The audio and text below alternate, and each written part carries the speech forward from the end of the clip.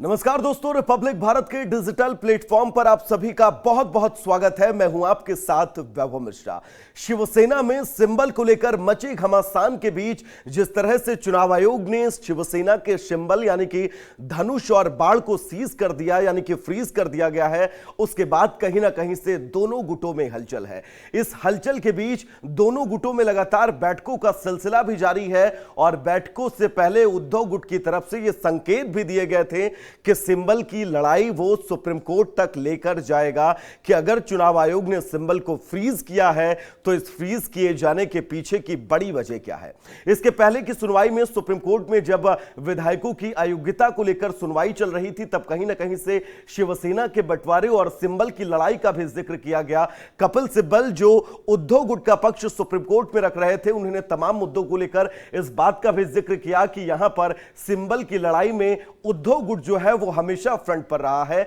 लेकिन election commission ने जिस तरह से इस पूरे मामले पर हस्तक्षेप किया है, उस हस्तक्षेप को सुप्रीम कोर्ट रोके। लेकिन सुप्रीम कोर्ट ने अपनी आखिरी सुनवाई में इस बात का जिक्र किया कि इस पूरे मामले पर जो सिंबल को लेकर दावा शिंदे गुट ठोक रहा है और उद्धव गुट खुद को असली शिवसेना बता रहा है, ऐसे में यह फैसला इलेक्शन कमीशन को ही करना है, क्योंकि सिंबल ऑर्डर 1968 का अनुच्छेद 15 यह बिल्कुल स्पष्ट कहता है कि अगर किसी भी पार्टी में दो गुट होते हैं और दोनों गुटों में अपनी बात को लेकर, सिंबल को लेकर और अपने स्वामित्व को लेकर, प्रभुत्व को लेकर लड़ाई होती है, तो इस पूरे मामले पर सिर्फ और सिर्फ इलेक्शन कमीशन ही तय करेगा कि सिंबल आखिर किसको दिया जाए। और अगर इन दोनों गुटों में कहीं ना कहीं से संगठनात्मक चुनौतियां हैं तो इस स्थिति में चुनाव आयोग सिंबल को फ्रीज भी कर सकता है। और हुआ भी कुछ ऐसा ही, क्योंकि चुनाव आयोग ने शिवसेना के सिंबल को फ्रीज कर दिया है और शिवसेना के जो दो गुट हैं, इन दोनों गुटों को यह विकल्प दिया गया है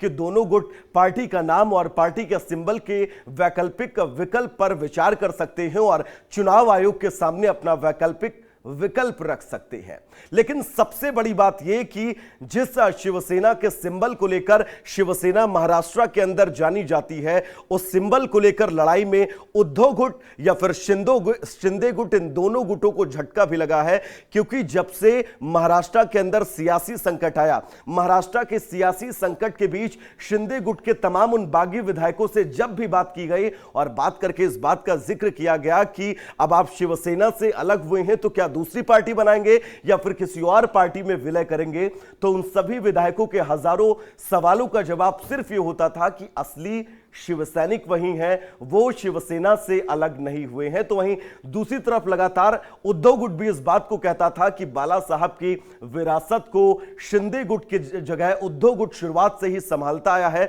और बाला साहब भी कहीं ना कहीं से चाहते थे कि उद्धव ठाकरे ही शिवसेना को आगे बढ़ाएं। ऐसे में शिवसेना पर असली हक उनका है। लेकिन अब इलेक्शन कमीशन की तरफ से इस बात का जिक्र किया जाना कि जो शिवसेना का सिंबल है धनुष और बाण, उसको फ्रीज किया जाता है और फ्रीज किए जाने के बाद वैकल्पिक व्यवस्थाओं का जिक्र दोनों गुटों से किया गया है। तो अब ये दोनों गुट जब दोबारा से इलेक्शन कमीशन के सामने पहुंचेंगे तो कौन सा सिंबल लेकर पहुंचेंगे, अपनी पार्टी का नाम कौन सा लेकर पहुंचेंगे, इसको लेकर कहीं ना कहीं से देखना होगा। क्योंकि जो सिंबल ऑर्डर कानून है ये साफ कहता है कि चुनाव आयोग के पास किसी भी सिंबल को फ्रीज करने का अधिकार है और इसी अधिकार का प्रयोग चुनाव आयोग ने किया। तमाम तरह के जो विकल्प है उन विकल्पों पर भी चुनाव आयोग ने जोर किया। चुनाव आयोग ने यह भी कहा कि अगर आपके पास कोई वैकल्पिक व्यवस्थाएं नजर नहीं आ रही हैं तो चुनाव आयोग भी आपकी मदद